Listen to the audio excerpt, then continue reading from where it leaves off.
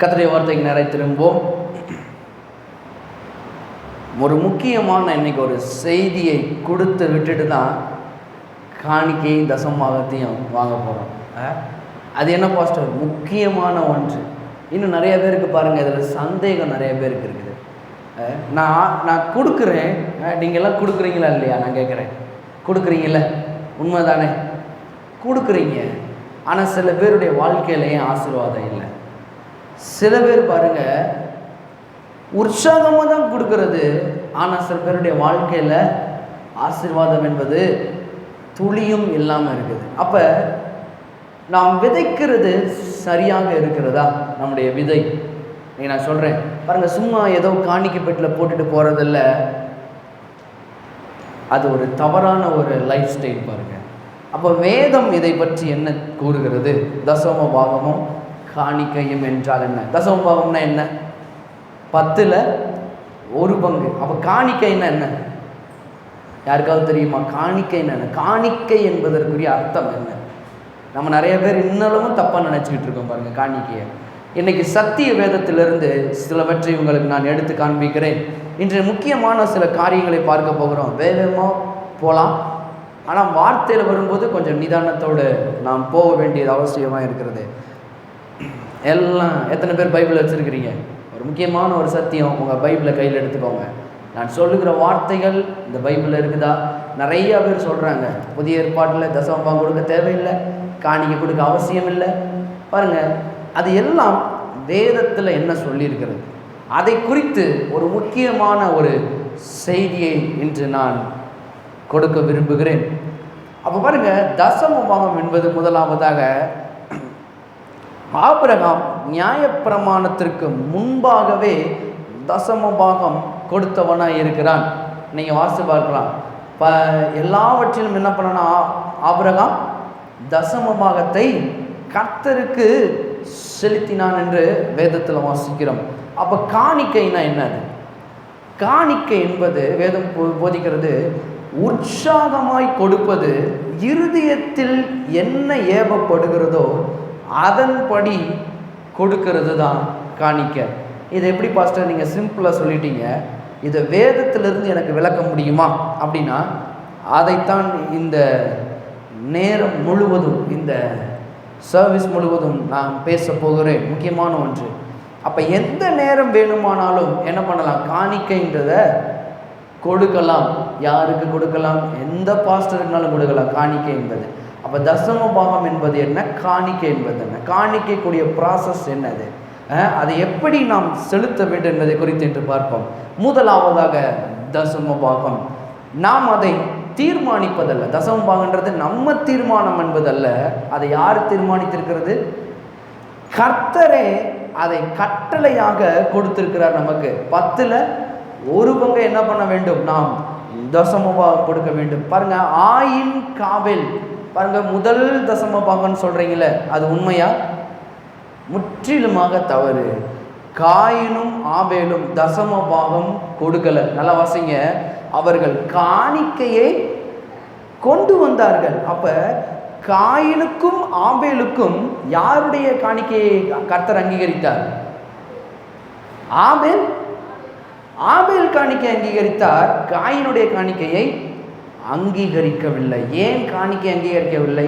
நிறைய பேர் சொல்றாங்க ரத்தத்தை விசுவாசிக்கிறான் பாருங்க, அதெல்லாம் இருக்கட்டும். என்ன அப்படின்னா, ஆபேல் தன்னிடத்தில் இருந்த தலை சிறந்த ஒன்றை தேர்ந்தெடுத்து என்ன பண்ணுறான்? கொண்டு வந்து கர்த்தருக்கு முன்பாக காணிக்கையை வைக்கிறான். பாருங்க, அவனிடத்தில் அவன் உள்ளது எதுவோ பெஸ்ட்டை கொண்டு வந்து கர்த்தருக்கு காணிக்கை கொடுக்குறான். ஆனால் காயின் என்பவன் ஏதோ இஷ்டப்படி என்ன பண்ணுறான்? ஏதோ ஒன்றை கொண்டு வந்து கர்த்தருக்கு கொடுத்தா கொடுப்போமே. அப்போ பாருங்க, முதலாவதாக நாம் புரிந்து கொள்ள வேண்டியது என்னவென்றால், நீங்கள் என்ன 1 லட்ச ரூபா கொடுங்க, இல்லை 50,000 ரூபா கொடுங்க, இல்லை 10 ரூபா கொடுங்க, இல்லை 5 ரூபா கொடுங்க, எவ்வளோ வேணாலும் கொடுங்க. அதனால தான் நான் சொல்லுவேன், இங்கே வர மக்களுக்கு சத்தியத்தை சரியாக போதிக்க வேண்டும் என்பதில் நாங்கள் ரொம்ப பிரயாசப்படுகிறோம். இப்போ சத்தியத்தை சரியாக புரிந்து கொண்டால் நம்முடைய வாழ்க்கையில் வெற்றி தான். ஏன்னா நான் உண்மையிலே கேட்குறேனே, இங்கே இருக்கிற எத்தனை பேர் உண்மையிலே எல்லாரும் தசமபாகம் கொடுத்துருப்பீங்களா? உண்மையிலே தசமபாகம் கொடுத்துருக்குறோம். எத்தனை பேர் ஆசீர்வதிக்கப்பட்டிருக்கீங்க? எல்லா ரீதியிலையும் நான் ஆசீர்வதிக்கப்பட்டிருக்கிறேன் அப்படின்னு சொல்ல முடியுமா? தசமபாகம் கொடுக்கறதுனால எல்லா ரீதியிலையும் நான் ஆசீர்வதிக்கப்படுகிறேன் என்று எத்தனை பேர் சொல்ல முடியும்?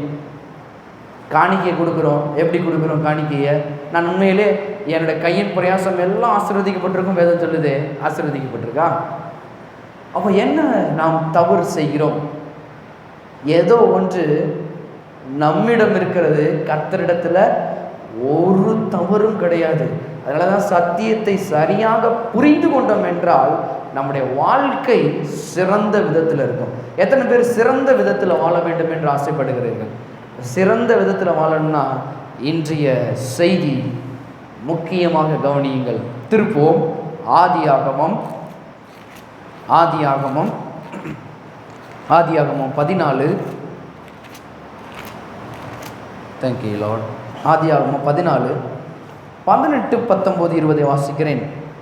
அன்றியும் உன்னதமான தேவனுடைய ஆசாரியனாய் இருந்த சாலேமின் ராஜாவாகிய மெல்கிசேதேக்கு அப்பமும் திராட்சரசமும் கொண்டு வந்து அவனை ஆசீர்வதித்து, வானத்தையும் பூமியும் உடையவராகிய உன்னதமான தேவனுடைய ஆசீர்வாதம் ஆபிரகாமுக்கு உண்டாவதாக, உன் சத்துருக்களை உன் கையில் ஒப்பு கொடுத்த உன்னதமான தேவனுக்கு ஸ்தோத்திரம் என்று சொன்னான். எல்லாம் சேர்ந்து வாசிப்போம். இவனுக்கு ஆபிரகாம் எல்லாவற்றிலும் தசமபாகம் கொடுத்தான். அப்ப தசமபாகம் என்பதுல 10ல் ஒரு பகுதி தான் தசமபாகம். அப்ப கவனமாக கவனிங்க. அப்ப எல்லாவற்றிலும் அந்த பகுதியில் என்னென்னலாம் அவனுக்கு வந்துச்சோ அது எல்லாவற்றிலும் 10ல் 1 என்ன பண்ணான்? கர்த்தருக்கு என்று கொடுத்தான். இப்போ யார் அந்த மெல்கிசேதேக்? நான் ஏற்கனவே எடுத்திருக்கிறேன். மெல்கிசேதேக் யார்? இங்கு ஆபிரகாம் யாருக்கு அந்த தசமபாகத்தை செலுத்தினான்? புதிய ஏற்பாட்டில் தெளிவாக எழுதப்பட்டிருக்கிறது. எபிரெயர், வேற திருப்புங்க. எபிரெயர். இன்னைக்கு பாருங்க, ஒரு பாஸ்டர் கையில் கொடுக்குறோம், சபை கடையில் கொடுக்குறோம். பாருங்க, அப்படி கொடுத்தோம்னா ஆசீர்வாதம் என்பது நாம் தவறாக புரிந்து கொண்டோம் ஒன்று. எபிரெயர் 7:1 வாசிக்கிறேன். இந்த மெல்கிசேதேக்கு சாலமின் ராஜாவும் உன்னதமான தேவனுடைய ஆசாரியனுமாயிருந்தான். ராஜாக்களை முறியடித்து வந்த ஆபிரகாமுக்கு இவன் எதிர்கொண்டு போய் அவனை ஆசீர்வதித்தான். இவனுக்கு ஆபிரகாம் எல்லாம் சொல்லுவோம் எல்லாவற்றிலும் தசமபாகம் கொடுத்தான்.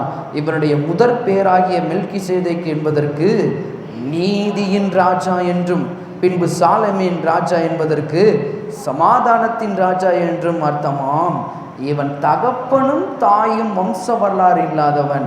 இவன் நாட்களின் துவக்கமும் ஜீவனின் முடிவுடையமாயிராமல் தேவனுடைய குமாரனுக்கு ஒப்பானவன் என்றென்றைக்கும் ஆசாரியனாக நிலைத்திருக்கிறான். அப்ப ஆபிரகாம் யாருடைய கையில் அந்த தசமபாகத்தை கொடுக்கிறான்னா, உன்னதமான தேவனுடைய குமாரனுடைய கையில். அப்போ பாருங்க, இன்னைக்கு நாம யாருடைய கையில் நம்முடைய தசமபாகத்தை செலுத்துகிறோம்?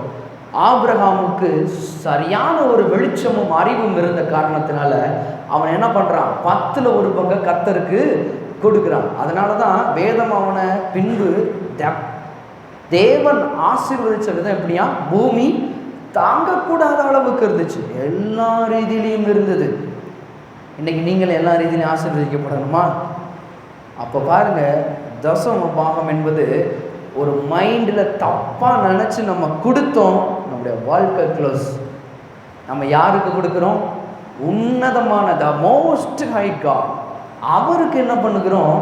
கர்த்தருக்காக என்ன பண்ணுறோம்? நாம் கொடுக்குறோம் என்பதை மறந்து விடக்கூடாது. பாருங்க, இந்த எண்ணம் இருந்தது அப்படின்னா நீங்கள் ஆசீர்வதிக்கப்படுவது மிக மிக மிக கஷ்டம். இன்னைக்கு பிசாசு பாருங்க பல ரீதியில் குழப்பங்களை கொண்டு வர்றாங்க. அங்கே கொடுக்கக்கூடாது, இங்கே கொடுக்கக்கூடாது, அங்கே பண்ணக்கூடாது. இது எல்லாவற்றையும் இன்று நான் தெளிவாக எடுக்க விரும்புகிறேன். நாம் சரியான ஒரு அறிவு நிறைந்தவர்களாக இருக்கும் பொழுது செல்வம், அதாவது ஆசீர்வாதம் ஒரு ஈஸியான லகுவான காரியம். இன்னைக்கு இந்த மாலை வேளையில் நீங்கள் இந்த பணம் இல்லாமல் இன்னைக்கு உட்காந்துக்கிட்டு இருக்கலாம். இது முக்கியமான ஒன்று. பாருங்க, இன்று போதிக்கிற வார்த்தைகளை உறுதியாக பிடித்து கொண்டீர்கள் என்றால் நான் சொல்கிறேன், பின்வரும் காலங்களில் நீங்கள் ஆசீர்வாதமாக இருப்பது அதிக நிச்சயம் என்று நான் சொல்லுகிறேன். நான் சொல்கிறேன், இங்கே வந்து இந்த வசனத்தை கேட்கிறவங்களுக்கு, இந்த சத்தியத்தை அறிந்து கொள்கிறவர்களுக்கு நீங்கள் ஆசீர்வாதமாக இருப்பீர்கள். ஆமென். அப்போ பாருங்க, மெல்கிசேதேக்கு ராஜா என்று குறிப்பிடப்படுகிறது. அது யார்? அந்த மெல்கிசேதேக்கு ஜீசஸ் கிரைஸ்டுக்கு ஒப்பாக இருக்கிறான் என்று எபிரேயர் 7 இப்போ வாசித்து காமிச்சேன். அப்போ 10ல் 1 பங்கு என்று எழுதப்பட்டிருக்கிறது. அப்போ தசம பாகம் எங்கு கொண்டு செல்ல வேண்டும்? 2வது கேள்வி பாருங்க, தசம பாகத்தை எங்கு கொண்டு செல்ல வேண்டும்? அது எங்கு கொண்டு செல்ல வேண்டும் என்றால், ஆசாரியனிடத்தில் கொண்டு போய் தசம பாகத்தை கொடுக்க வேண்டும். அன்னைக்கு ஆசாரியன்னா யாரு? As a pastor, priest. அவங்க தான் பாருங்க சர்ச்சு நியமிக்கப்பட்ட, அவரால் அபிஷேகம் பண்ணப்பட்டவர்கள் தான் ஆசாரியர்கள்.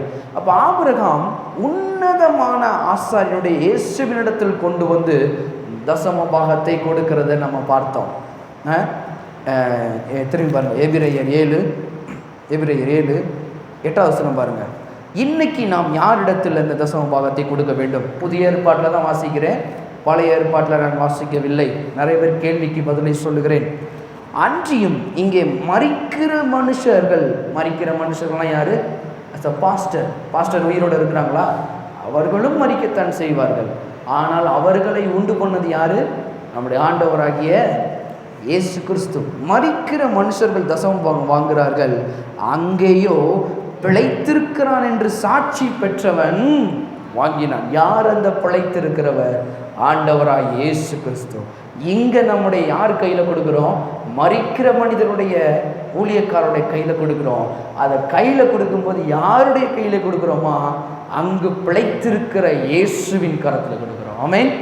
எத்தனை பேருக்கு இந்த சத்தியம் புரிகிறது? இப்போ வந்து சும்மா நம்ம ஒரு பாஸ்டருடைய கையில், சில பேர் பாருங்கள், அந்த நோட்டை 4ஆக மடித்து 5ஆக மடித்து, பாஸ்டர் இந்தாங்க 10 ரூபா கொடுத்தாலும் உள்ளதத்தில் இருந்து, நான் அதைத்தான் சொல்லுவேன், எங்கள் சபை மக்கள் வர எல்லா மக்களுக்கும் நான் சொல்லுவேன், 5 ரூபானாலும் எனக்கு பெருசு கிடையாது, 10 ரூபானாலும் எனக்கு கிடையாது. உள்ளத்தின் ஆழத்திலிருந்து நம்ம கொடுக்கும் பொழுது யாருடைய கையில் கொடுக்குறோம்? கர்த்தருடைய கரத்தில் கொடுக்குறோம். எத்தனை பேர் சொல்கிறீங்க கர்த்தருடைய கரத்தில் கொடுக்குறோம்? அதனால பாருங்கள், நம்ம ஒன்றும் இது பண்ணக்கூடாது. அப்படியே மடித்து 4ஆக மடித்து 4 5ஆக மடித்து 5 10ஆக மடித்து அதை நாங்கள் விரிக்கிறதுக்குள்ளேயும் நாங்கள் சோர்ந்து போயிடுவோம். அப்புறமேட்டு அப்படி கிடையாதுங்க. இருக்கிறதுலையே பெஸ்ட் கர்த்தருக்கு என்று நாம் கொடுக்கும்போது நியமிக்க வேண்டும். அப்போ மரிக்கிற மனிதர்கள் என்பது இங்கே இருக்கிற பாஸ்டர், த ஹியூமன் பீயிங், அது ஹியூமன் பாஸ்டர், அவர்களை குறிக்கிற ஒன்றாக இருக்கிறது. ஆனால் அதை இயேசு கிறிஸ்து பெற்றுக்கொள்கிறாராம். பாருங்க, அவருடைய கையில் கொடுக்கும்போது யார் பெற்றுக்கொள்கிறதா?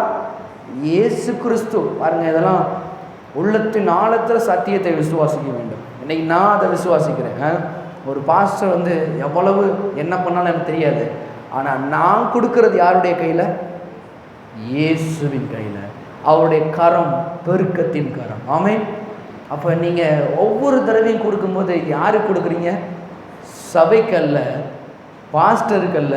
யாருக்கு கொடுக்குறோம்? உன்னதமான த மோஸ்ட் ஹை காட், உங்களை ஆசீர்வதிக்கிற தேவனிடத்தில் கொடுக்குறோம். அதனால தான் இன்றைக்கி ஒரு நிச்சயம் இருக்கணும். இன்றைக்கி பாருங்கள், நிச்சயம் இல்லாத எதனால தெரியுமா?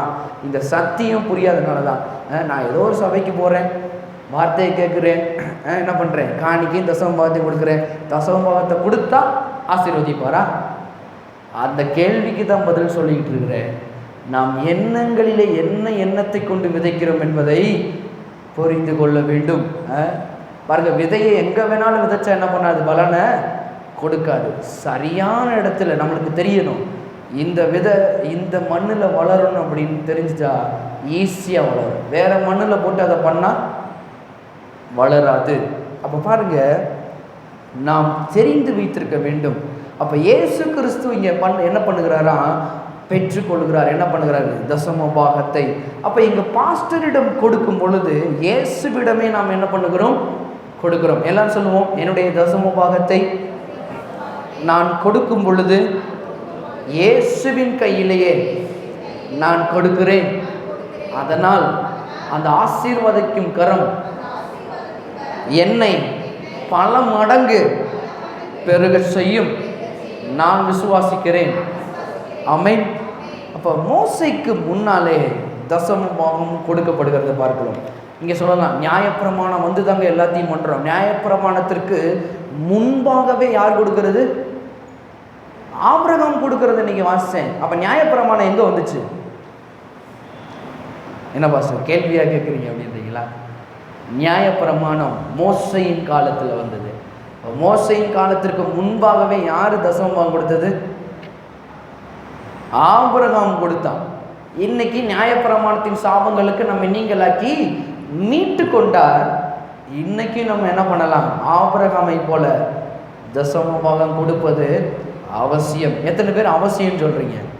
இன்னும் நான் சொல்றேன். அப்ப நியாயப்பிரமாணம் முன்னாடியே கொடுக்கப்பட்டதால் நியாயப்பிரமாணம் நிறைவேறியும் இன்றளவும் தசமபாகம் கொடுக்கப்பட்டு கொண்டிருக்கிறது. இன்னைக்கு நிறைய பேர் சொல்றாங்க, நியாயப்பிரமாணத்திற்கு அப்புறம் தசமபாகம் கொடுக்க வேண்டிய அவசியம் இல்லை, நீங்க கொடுக்காதீங்க. இல்லை இல்லை இல்லை இல்லை, வசனத்தை ஒழுங்கா படிச்சிங்கன்னா ஒழுங்கா நாம் ஃபாலோ பண்ணுவோம். அதை இன்னும் நான் எடுத்து காண்பிக்கிறேன். அப்போ ஆபிரகாம் துவங்கி அவர்கள் சந்ததி முழுவதும் என்ன பண்ணாங்களாம்? தசமபாகம் கொடுத்தார்கள். திருப்புங்க லேவியராகமம். அவர்களுக்கு கர்த்தர் சொல்றதை பார்க்கலாம். லேவியராகமம்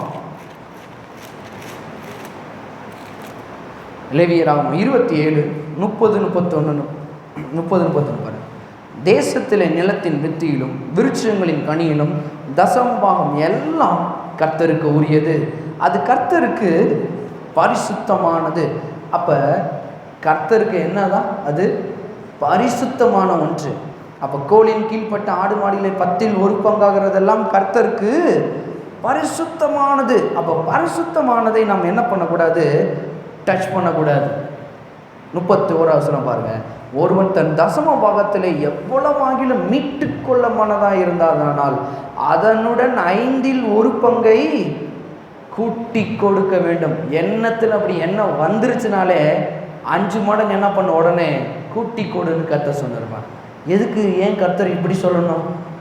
ஏன்னா நம்மளுடைய ஆசீர்வாதம் அதுக்குள்ளதான் இருக்குது. சில இடத்துல என்ன வரும் பாருங்க, அடுத்த வாரம் கொஞ்சம் இது இருக்குது, இதுல இருந்து ஒரு 500 ரூபாய் எடுத்துடலாமா? 1000 ரூபா போடுறதுக்கு போல 500 ரூபா எடுத்துருவோம். 500 ரூபாய் என்ன பண்ணுவோம்? போடுவோம். கர்த்தர் என்ன, பாஸ்டர் என்ன பார்த்துக்கிட்டா தெரிகிறாரு? பாஸ்டருக்கும் தெரியாது. அதனால தான் நான் சொல்கிறேன், நீங்கள் எவ்வளோ சம்பளம் வாங்குறீங்க, நீங்கள் எவ்வளோ பண்ணுறீங்க, என்னன்னு எனக்கு எதாவது தெரியுமா? நான் கேட்கவும் மாட்டேன். விசிட்டிங் வரப்பையும் கேட்க மாட்டேன், எதுவும் பண்ண மாட்டேன். ஏன்னா நீங்கள் ஆசீர்வதிக்கப்படுவது உங்களுடைய கையில் தான் இருக்கிறது. நான் ஆசீர்வதிக்கப்படுவது என்னுடைய கையில் தான் இருக்குது. ஆமென். அதனால தான் பாருங்க, மீட்டுக்கொள்ள மனதாக இருந்தவர்கள் 5 மடங்கு கூட்டி கொடுக்க வேண்டும் இங்கு வேதம் போதிக்கிறது. இப்போ நியாயப்பிரமாணம் திருடினானே அவனுக்கு இதே போலத்தான் செயல்படுகிறது. அதே கோட்பாடு பாருங்க. நியாயப்பிரமாணத்திலும் ஒருத்தன் திருடிட்டான்னு வச்சுக்கோங்களேன், அதை என்ன பண்ணணும்? 5 மடங்கு திரும்ப கொடுக்கணும். பாருங்க, அப்போ தசம பாகத்தை நாம் எடுக்கிறோம் என்றால் அதற்கு பெயர் என்னது? திருட்டு. நம்ம நினைக்கலாம் ஆண்டவருக்கும் தெரியாது, யாருக்கும் தெரியாது. கிடையாது. அது கர்த்தருக்கு உரியது என்றால் நமக்கு உரியது அல்ல. ஏன் கர்த்தர் இந்த ஃபாலோ வச்சிருக்கிறார்? நிறைய பேருக்கு ஒரு கேள்வி பாருங்க, இதை ஏன் வைக்கணும்? நான் கண்டிப்பாக கொடுத்தே தீரணுமா? எதுக்காண்டி இந்த ரூல்ஸ் அண்ட் ரெகுலேஷன் அப்படின்னு நான் இன்னைக்கு எடுக்கிறேன். அப்போ நாம் செய்கிற காரியங்கள் சரியாக இருந்தோம் என்றால் நம்முடைய ஆசீர்வாதமும் சரியான ரீதியில் இருக்கும். அப்போ யாரிடத்தில் கொடுக்க வேண்டும் தசமபாகம்? இன்னைக்கு நிறைய பேர் சொல்கிறாங்க, அங்கே போய் கொடுக்கலாம். யாரிடத்துல கொடுக்கணும் தசமபாகம்? அதையும் வேதம் போதிக்கிறது. ஏன்னா சில பேர் கேட்பாங்களே, இப்போ நீங்கள் என்ன தான் சொல்ல வரீங்க? தசமபாகம் யார்கிட்ட கொடுக்கலாம்? யார்கிட்ட கொடுக்கணும்? பைபிள்லேயே சொல்லுது. என்னாகமம் 18. எல்லா கேள்விக்கும் இன்னைக்கு விடையை சொல்லுகிறேன். 18, 20, 21. பின்னும் கர்த்தர் ஆரோனை நோக்கி, அவருடைய தேசத்தில் நீ ஒன்றையும் சுதந்தரித்துக் கொள்ள வேண்டாம், அவர்கள் நடுவே உனக்கு பங்கு உண்டாயிருக்கவும் வேண்டாம். இஸ்ரவேல் புத்திரர் நடுவில் நானே உன் பங்கும் உன் சுதந்திரமாய் இருக்கிறேன். இதோ என்றால் பிகோல், இந்த ஓப்பன் யோர் ஐஸ், கண்ணை திறந்து பாருன்னு அர்த்தம். லேவியின் புத்திரர் ஆசாரிப்பு கூடாரத்தின் பணிவிடையை செய்கிற அவர்களுடைய வேலைக்காக இஸ்ரவேலருக்குள்ளவை எல்லாவற்றிலும் தசம பாகத்தை அவர்களுக்கு சுதந்திரமாக கொடுத்தேன். அப்ப தேவனே ஆசாரியருக்கு என்ன பண்ணுகிறார்? தசம பாகத்தை கொடுக்கிறார். எதுக்கு கொடுக்கிறாரு? நீங்க இந்த ஊழியத்தை பண்றீங்க, இந்த ஊழியத்துல எனக்குரிய பங்கு யாருக்குரியது? ஆசாரிகளுக்குரியது. பாருங்க, அதை ஒத்துக்கவே முடியாது. பாருங்க, அவர் மட்டும் ஜம்முன்னு இருக்கிறாரு, 10ல் 1 பங்கை வாங்கிட்டு. அதைத்தான் கர்த்தர் சொல்றாரு, நீ என்ன பண்ணாத, அதை யோசிக்காத, நீ கொடுக்கும்போது நீயும் ஆசீர்வதிக்கப்படுவதை மறந்து விடாதே என்று கர்த்தருடைய ஆவியானவர் சொல்றார். பாருங்க, இங்க கொடுக்குறான். இந்த ஆசாரியர்கள் ஒரு நிலத்தையும் பெறாதவங்க இருந்தாங்க. பாருங்க, ஆரம்ப காலத்துல இன்னைக்கும் அந்த ப்ராசஸ் அப்படிதான். ஒரு ஊழியக்காரர் ஒரு இடத்துக்கு போய் ஊழியத்தை ஆரம்பிக்கும் போது அவங்கக்கிட்ட ஒன்றுமே இருக்காது, லேண்ட் இருக்காது, ஒன்றும் இருக்காது, இது இருக்காது. அவங்க யாரை நம்பி வராங்க? எத்தனை பேர் சொல்ல முடியும்? யாரை நம்பி வராங்க ஊழியக்காரங்க? கர்த்தரை நம்பி வராங்க. ஒன்றுமே இல்லாதவர்கள், தேவனுடைய ராஜ்யத்திற்கு அவங்க ஊழியம் செய்கிறவர்கள். நான் பார்த்துருக்கிறேன் எத்தனையோ பேரை. ஆனால் போக போக போக அவர்களுக்காக ஊழியம் செய்கிறவர்களை என்ன பண்ணுறாரா? தேவன் ஆசீர்வதித்து அவர்களுக்கு என்ன பண்ண வேண்டுமோ அதை என்ன பண்ணுகிறாரா? அவருடைய ஜனங்கள் மூலியமாக பண்ண வைக்கிறார். ஆமென். எத்தனை பேர் ஆமென் சொல்ல முடியும்? அதனால தான் இங்கே எழுதியிருக்குது, உன் பங்கு யார்கிட்ட என்ன பண்ணாத, நீ கேட்காத, நானே உன்னுடைய பங்கு, நான் உன்னை ஆசீர்வதிக்கிறேன். இன்னைக்கு அந்த ஆசீர்வாதம் இல்லாமல் இருக்கலாம். நான் சொல்கிறேன், ஊழியக்காரர்களுக்கும் சொல்கிறேன், லைவ்ல கேட்குறவர்களுக்காகவும் சொல்கிறேன், ஊழியக்காரர்களே, உங்களுடைய ஆசீர்வாதத்தின் பங்கு இயேசு மாத்திரமே. அவர்தான் உங்களை உயர்த்த முடியும். மனிதர்கள் ஒரு பொழுதும் உங்களை உயர்த்த முடியாது, கர்த்தர் மாத்திரம்தான். அதே போல விசுவாசிகளுக்கு அப்படிதான். பாருங்க, இயேசுவை தேடி வரீங்க, இன்னைக்கு ஒன்றும் இல்லாமல் போல தெரியலாம். ஆனால் நான் சொல்கிறேன், இந்த கோட்பாடுகளை எல்லாம் கற்றுக்கொண்டீர்கள் என்றால் தேவன் உங்களை பல மடங்கு உயர்த்துவதை நீங்கள் நிச்சயமாய் பார்ப்பீர்கள். ஆமென். பாருங்க, அப்போ ஒரு கோத்திரத்திடம் நானே சுதந்திரம். அது என்ன கோத்திரம்? லேவி கோத்திரத்தை பார்த்து சொல்லுகிறார். அப்போ தேவனாலே இந்த தசம பாகம் அவர்களுக்கு கொடுக்கப்பட்டது. அப்போ நல்லா புரிஞ்சுக்கோங்க, தசம பாகம் என்பது யாருக்குரியது? கர்த்தருக்குரியது. கர்த்தர் இப்போ யார்கிட்ட கொடுக்குறாரு? இதுதான் நம்ம அறியாத ஒன்று. பாஸ்டருக்கு நீங்கள் யாரு கொடுக்குறீங்க? கர்த்தருக்கு கொடுக்குறீங்க. கர்த்தர் அதை யாரு கொடுக்குறாரு? அவர்களுக்கு கீழே இருக்கிற சர்வெண்ட், அவர்களுக்கு யாரு? அவர்கள் தான் ஊழியக்காரங்க. அவங்க யாரு? தேவனுடைய ராஜ்யத்தை செய்கிறவர்கள், அவர்களுக்காக கொடுக்குறார். நீங்கள் பாருங்கள், ஒரு பெரிய ஒரு முதலாளியாக இருக்கலாம் பாருங்க, ஏதோ ஒரு வேலையை செய்கிறீங்க பாருங்க, அதற்குரிய காசெல்லாம் உங்களுக்கு கொண்டு வந்து கொடுக்குறாங்க. இப்போ அந்த காசை எல்லாத்தையும் நீங்கள் வச்சுக்கிறீங்களா, இல்லை உங்களுக்கு கீழே இருக்கிற வேலைக்காரர்களை கொடுப்பீங்களா? கொடுக்க மாட்டீங்களா? இங்கேயும் கர்த்தர் ஒரே ப்ராசஸ் தான் பாருங்க. அவரிடத்துல கொடுக்கப்பட்டதை என்ன பண்ணுறாரு? தன்னுடைய ஊழியக்காரர்களுக்கு அதை என்ன பண்ணுகிறார்? கொடுக்கிறார்.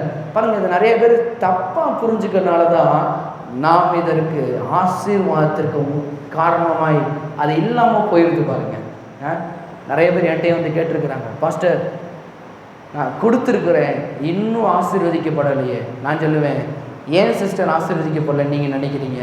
தசம பாகம் யார்கிட்ட கொடுக்குறீங்க? இந்த சர்ச்சில் தான் கொடுக்குறேன். அந்த அம்மா சொல்லுது பாருங்க, இந்த சர்ச்சில் தான் கொடுக்குறேன். என்ன நான் சொன்னேன், நீங்கள் நிச்சயமாக ஆசீர்வதிக்கப்படவே முடியாது. நான் பெரிய சபைக்கு கொடுக்குறேன், கிடையாது. உள்ளத்திலே உங்களுக்கு விசுவாசத்தை ஊட்டுகிறவர்களும் உங்களை உறுதியாக சத்தியத்தின் பாதையில் நடத்துகிறவர்களுக்கு நீங்கள் என்ன பண்ண வேணும்? உறுதியாய் நின்று அதை யாரிடத்துல கொடுக்குறீங்க? கர்த்தரிடத்தில் கொடுக்கிறோம். இந்த எண்ணம் இல்லாதவர்கள் மேலே வர முடியாது என்று கர்த்தருடைய ஆவியானவர் சொல்கிறேன். அப்போ ஆவியில் சத்தியத்தை தெளிவாக புரிஞ்சுக்கணும். சும்மா பாருங்கள், ஏதோ ஒரு காணிக்கை தூக்கி போட்டோம். இன்னைக்கு பாருங்கள், 20,000 ரூபா வருது அப்படின்னா 20,000ல் 10ல் 1 பங்கு என்ன? 2,000.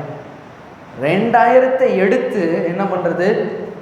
சில பேர் என்ன பண்ணுவாங்க, 2,000 இன்றைக்கி கொஞ்சம் தேவையாக இருக்குது, குற்றாலம் போனோம், கார் வாடகைக்கு இருக்குது, 1000 ரூபாய்க்கு இதுக்குள்ளே போடு, 1000 ரூபாய்க்கு அதில் போடு. கர்த்தர் பார்க்குறாரு, அது யாருக்குரியது? கர்த்தருக்குரியது. எத்தனை பேருக்கு புரியுது? முதல் கர்த்தருக்குரியது என்றால் அது நமக்குரியது அல்ல. எல்லாம் சொல்லுவாங்க, நமக்கு எனக்குரியது அல்ல. இவ்வளவு பேசுகிற ஊழியக்காரர்களே அதை செய்ய வேண்டும் என்று வேதம் சொல்லுகிறது. அப்ப தசம பாகத்தை கொண்டு என்ன செய்ய வேண்டும்? அடுத்தது தசம பாகத்தை கொண்டு என்ன செய்ய வேண்டும்? ஊழியக்காரர்களுக்கும் நான் இதை போதித்து கொண்டிருக்கிறேன். நிறைய பேர் கேட்டாங்க, பாஸ்டர் இதை குறித்து ஒரு விளக்கத்தை கொடுங்க அப்படின்னு கேட்டனால தான் இந்த சத்தியத்தை உங்களுக்கும் போதிக்கிறேன், மற்றவர்களுக்கும் நான் போதித்து கொண்டிருக்கிறேன்.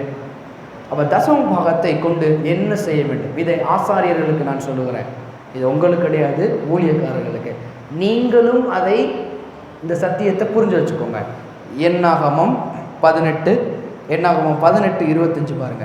பின்னும் கர்த்தர் மோசையை நோக்கி, நீ லேவியரோட சொல்ல வேண்டியது என்னவென்றால், இஸ்ரவேல் புத்திரர் கையில் வாங்கி கொள்ளும்படி நான் உங்களுக்கு சுதந்திரமாக கொடுத்த தசம பாகத்தை நீங்கள் அவர்கள் கையில் வாங்கும் போது தசம பாகத்தில் 1/10 கர்த்தருக்கு ஏறெடுத்து படைக்கும் படைப்பாக இதை பாஸ்டரும் செய்ய வேண்டும் என்று கர்த்தர் சொல்றார். வெறும் விசுவாசிகள் அல்ல, பாஸ்டர் இதை செய்யணும். அதனால தான் நான் உங்களுக்கு ஏற்கனவே சொல்லியிருக்கிறேன், நீங்கள் மட்டும் தசம பாகம் கொடுக்கல, நானும் என்ன பண்ணுகிறேன்? தசம பாகம் கொடுக்கிறேன். அதனால தான் இன்னைக்கு நீங்கள் ஆசீர்வதிக்கப்படுற மாதிரி தான் அதே ப்ராசஸ் தான் ஊழியக்காரர்கள். ஆமென்.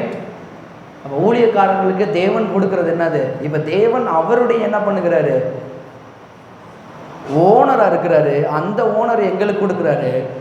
இப்போ எங்களுக்குரியதை என்ன பண்ணணும்? அதுலேயும் 10% எடுத்து நாங்களும் தசம பாகத்தை கொடுக்கணும். யாருக்கு கொடுக்கணும்? எங்களுக்கு நியமித்தவர்கள், எங்களுக்கு தேவன் யாரை காண்பிக்கிறாரோ அவர்களிடத்தில் நாங்கள் கொடுக்கணும். அப்போ நாங்களும் ஆசீர்வதிக்கப்படணும்னா இதே ப்ராசஸ் தான். இப்போ கொஞ்சம் ஜாலியாக இருக்கும் விசுவாசிகளுக்கு. பரவாயில்லையா, பாஸ்டரும் கொடுக்குறாரா? ஒருத்தர் பாருங்க, ஒருத்தர் நான் சொல்லும்போது, பாஸ்டர் நீங்களும் கொடுக்குறீங்க, நல்ல வேலை, நான் மட்டும்தான் கொடுக்குறேன்னு நினச்சேன். அவருக்கு எவ்வளோ சந்தோஷம் பாருங்க. நான் சொல்கிறேன், நீங்களும் ஆசீர்வதிக்கப்படுவது ஒரே திட்டம்தான், நாங்களும் ஆசீர்வதிக்கப்படுவது ஒரே திட்டம்தான். பாஸ்டரும் தசம பாகம் செலுத்த வேண்டும். அப்போ சில கட்டளை தசம பாகத்திற்கு உண்டு. கொடுக்கும்போது என்ன பண்ணணும்? திருப்புக உபாகமம் 14. Thank you Lord. உபாகமம் 14:22 பாருங்க. நீ உன் தேவனாகிய கர்த்தருக்கு எப்பொழுதும் பயந்திருக்க பழகும்படிக்கு வருஷந்தோறும் நீ விதைக்கிற விதைப்பிலே வயலில் விளையும் எல்லா பலனிலும் தசம பாகத்தை பிரித்து. அப்போ மாதந்தோறும் சம்பளம் வாங்குகிறவர்கள், இங்கே கர்த்தர் அங்கே சொல்கிறத பார்க்குறோம் பாருங்க. அப்போ என்ன பண்ணணும்னா, மாதந்தோறும் அவர்களுக்கு விளைகிற விளைச்சல் என்னவோ அதை என்ன பண்ணணும்? அதை பிரிக்க வேண்டும். அப்போ எவ்வளவு அளவு பெற்றுக்கொள்கிறார்களோ அவ்வளவுக்கு அதிகம் தசம பாகத்தை நாம் கொடுக்க வேண்டும். எவ்வளவு ஒரு பிஸ்னஸ் ஆரம்பிப்பாங்க, இன்னொரு பிஸ்னஸ் ஆரம்பிப்பாங்க, இன்னொரு பிஸ்னஸ். அப்போ 3லையும் எவ்வளோ வருதோ அதில் என்ன பண்ணணும்? ஈக்குவல் கர்த்தர்கிட்ட கொடுக்கணும். ஏனென்றால் அதை தேவன்தான் ஆசீர்வதிக்கிறார், தேவன்தான் நடத்துகிறார், தேவன்தான் வல்லமையான காரியங்களை அதில் என்ன பண்ணுறாரு? செய்கிறார். இந்த எண்ணம் முதலாவதாக நமக்குள்ளே வர வேண்டிய அவசியமாக இருக்கிறது. அது வீக்லியாக இருக்கட்டும், 3 மந்த்தாக இருக்கட்டும். பாருங்கள், எங்களுடைய அந்த பேரையூர் பகுதிகளெல்லாம் என்ன பண்ணுவாங்கன்னா, அந்த விளைச்சல் 6 மாதத்துக்கு ஒரு தடவை தான் விளையும் பாருங்கள். அது என்ன பண்ணுவாங்க? அடுத்ததுக்கு அப்புறம் தான் தெரியும் அவங்களுக்கு எவ்வளோ வந்துச்சு, எவ்வளவு லாபம் கிடைக்கிது அப்படின்னு. அதுக்கப்புறம் தான் அதே மாதிரி பாருங்கள், இன்னும் சில ப்ராசஸ். நீங்கள் வேலை பார்க்குற ஸ்தலங்கள், சில பேர் வார சம்பளமாக இருக்கலாம், சில பேர் மாத சம்பளமாக இருக்கலாம். வந்த உடனே கர்த்தருக்கென்று பிரிக்கிறது என்ன பண்ணணும்? பிரித்து வச்சிடணும். எத்தனை பேர் பிரித்து வைக்க போகிறீங்க? நான் சொல்கிறேன், பிரித்து வைக்க ஆரம்பிக்கிறதுலேருந்தே நீங்கள் ஆசீர்வதிக்கப்படுவீர்கள். நான் என்னுடைய ஆரம்ப ஊழியத்திலே இதை நான் செய்ய ஆரம்பிச்சிட்டேன் பாருங்கள். நானும் விதைக்க ஆரம்பித்தேன். இந்த விதைப்புக்கேற்ற பலனை இப்பொழுது நான் பெற்றுக்கொண்டு இருக்கிறேன். தெரியுமா? சில நேரங்களில் சாப்பிட்றதுக்கு ஒன்றும் இல்லாமல் கூட இருக்கலாம். அந்த நேரங்களில் கர்த்தர் என்ன சொல்கிறாரோ அதை அப்படியே போய் செஞ்சிருவேன். என்னோட கூட ஆரம்பித்த ஊழியக்காரர்களாக இருக்கிறாங்க, அவங்களுக்கு என்னை பற்றி நல்லாவே தெரியும். கர்த்தர் சொல்லிட்டார் அப்படின்னா அதை வச்சு தான் அன்றைக்கி நான் ஏதாவது வாங்கணும். கர்த்தர் சொல்லிட்டாரு, அதில் வந்தது அவ்வளோதான் அப்படின்னா எனக்கு நிறைய இது இருக்கும் பாருங்க, இது வாங்கணும், அரிசி வாங்கணும், ஏதோ வாங்கணும் அப்படின்னு. ஆனால் சொல்லிட்டாரா போய் அப்படியே போய் அவர்கிட்ட என்ன பண்ணிடுவேன்னா ஜிபே அனுப்பிச்சி விட்ருவேன். பாஸ்டர் வந்துச்சுன்னு ஜெபம் பண்ணுங்க பாஸ்டர் அப்படின்னு ஜெபம் பண்ணிட்டு நான் வாட்ட உட்காந்துருவேன். நான் சொல்கிறேன் உங்களுக்கு, இன்னொரு இடத்துல இருந்து எனக்கு ஃபோன் கால் வந்து, பாஸ்டர் கர்த்தர் உங்கள்கிட்ட கொடுக்கும்படி சொல்லி நான் கொடுத்தது அவருக்கு கொஞ்சம், ஆனால் அவங்க கொடுத்தது எனக்கு அதிகம். ஆமென். அதனால தான் நீங்கள் விதைக்கும் பொழுது கர்த்தரை நம்பி விதைக்கும் போது, கர்த்தர் சொல்கிறத விதைக்கும் போது அவர் உங்களுக்கு ஏராளமாய் உங்களுக்கு தருவது அதிக நிச்சயம். அதனால தான் அந்த வசனத்தை நான் தைரியமாய் பிரசங்கிக்கிறேன். சில பேருக்கு பிடிக்குதோ பிடிக்கலையோ எனக்கு தேவையில்லை. ஏனென்றால் நீங்கள் ஆசீர்வதிக்கப்படுவதற்கு தேவன் வைத்திருக்கிற வே இதுதான். அதை சரியாக புரிஞ்சுக்கணும். இன்னைக்கு பாருங்க, பிரசங்கிமார்கள் பாருங்க, பிலீவர்ஸ் தப்பாக நினச்சிடக்கூடாது. நான் சொல்கிறேன், இதை போதிக்காமல் இருக்கிறதா வஞ்சிக்கிறதனம் பாருங்க. இது வந்து அப்போ சரியான ஒன்றை நாம் கற்றுக் கொடுக்கும்போது நம்மளும் விசுவாசிகள் எப்படி இருப்பாங்க, நல்ல நிலைமையில் இருப்பதை காண்பார்கள். அதனால தான் பாருங்கள், ஊழியக்காரர்கள் மட்டும் இன்றைக்கி விதைக்க வேண்டிய அவசியம். ஊழியக்காரர்கள் விதைக்கிறார்கள், அதனால் நல்லா இருக்கிறார்கள். நீங்கள் நினைக்கலாம், நான் பாருங்கள் விசுவாசியாக இருக்கும்போது நான் நினச்சேன், உண்மையிலே நம்ம கொடுக்கறதுனால தான் பாரு பாஸ்டர் நல்லா இருக்கிறார். கொஞ்ச நாளுக்கு அப்புறம் தான் ஆண்டவர் நல்லா அந்த மூளையை வந்து சோப்பை போட்டு செலவு செஞ்ச மாதிரி க்ளீன் பண்ணி விட்டதுக்கப்புறம் தான் எனக்கு தெரியும், அவர்கள் விதைக்கிறார்கள், அதனால் அவர்கள் ஆசீர்வதிக்கப்படுறார்கள். ஆமென். எத்தனை பேருக்கு இப்போ புரியுது? விதைப்பும் அறுப்பும் ஒளிந்து போவதில்லை. அப்போ அந்த காலத்தில் நிலத்தின் பயன் மூலமாக தசம பாகத்தை செலுத்தினார்கள். மெய்ப்பர்கள் இருந்தால் அவங்க என்ன பண்ணுவாங்க, ஆடு பொழியும் போது, ஆடு குட்டி போடும்போது என்ன பண்ணுவாங்க, அதில் தசம பாகம் செலுத்தினார்கள். அப்படியே எதை கொடுக்கிறார்களோ அதனுடைய விலைக்கேற்ப பணத்தை கொண்டு வரலாம். இன்னொரு சைடு சில பேருக்கு பாருங்க, ஆடு தான் பெருக்கமாக இருக்கும். அதை கர்த்தர் என்ன பண்ண சொன்னார்னா, ஆட்டை கொண்டு வந்து நீ விட்டுக்கிட்டே இருந்தா ஆட்டை கொண்டு வந்து அவன் என்ன பண்ணுவான், அதற்கு ஏற்ப என்ன பண்ணலாம், பணத்தை அதற்கு எவ்வளவு செலவாகுதோ அதை கொண்டு வந்து என்ன பண்ணலாம், நீ ஆலயத்துக்கு கொடுக்கலாம். இதை நான் சொல்லலை, கர்த்தர் சொல்கிறார். வேணா பாருங்கள், உபாகமம் 14:24 பாருங்கள். உன் தேவனாகிய கர்த்தர் உன்னை ஆசீர்வதிக்கும் காலத்தில், எப்போ காலத்தில், ஆசீர்வதிக்கும் காலத்தில் உன் தேவனாகிய கர்த்தர் தமது நாமம் விளங்கும்படி தெரிந்து கொண்ட ஸ்தானம் உனக்கு வெகு தூரமாய் இருக்கிறதினால் வழி பிரயாணத்தின் வெகு தொலையின் நிமித்தம். பாருங்கள், ரொம்ப தொலைவாக இருந்துச்சுன்னா நீ போகிற ஆலயம் அது என்ன பண்ண முடியாது, ஆட்டை பற்றிக்கிட்டே போக முடியுமா? கிட்டத்தட்ட ஒரு 10 ஆட்டுக்குட்டி இருக்குன்னா அவன் ஒரு 3 நாள் பிரயாணம், 4 நாள் பிரயாணம், ஆட்டை பற்றிக்கிட்டே போக முடியுமா? இன்னைக்கு நம்ம மதுரையில் அப்படி பற்றிட்டு வர முடியுமா? நீங்கள் இருக்கிறதே ஓவர் டிராஃபிக்காக இருக்குது, இதில் ஆட்டுக்குட்டியெல்லாம் கொண்டு வந்து விட்டுனா என்ன ஆகும்? கர்த்தர் சொல்கிறாரு, அப்படி உனக்கு தூரமாக இருக்கிறதுனால் வழி பிரயாணத்தின் வெகு தொலைவின் நிமித்தம் நீ அதை கொண்டு போகக்கூடாது இருக்குமானால் அதை பணமாக்கி பண முடிப்பை உன் கையிலே பிடித்து கொண்டு உன் தேவனாகிய கர்த்தர் தெரிந்து கொண்ட ஸ்தலத்திற்கு போய் அங்கே உன் இஷ்டப்படி ஆடு மாடு திராட்சரசம் மதுவான முதலான சகலத்தையும் பணம் கொடுத்து வாங்கி உன் தேவனாகிய கர்த்தருடைய சந்நிதியில் நீயும் உன் குடும்பத்தாரும் உன் வாசல்களில் இருக்கிற லேவியனும் புசித்து சந்தோஷிப்பீர்களாக. அது கர்த்தர் சொல்றாரு, நீ ஆலயத்துக்கு கொண்டு வரும்போது அதை பணம் முடிப்பு என்ன பண்ண, ரெடி பண்ணி என்ன பண்ணு, அங்கே ஆலயத்திற்கு என்ன தேவையோ அதை என்ன பண்ணு, கொடுத்து வாங்கி அதை என்ன பண்ணு, லேவியரின் கையில் கொடு அப்படின்ற. பாருங்க, இன்னைக்கு லேவியரின் கையில் உங்களுக்கு தெரியணும் உங்கள் ஊழியக்காரர்கள் யார் என்று.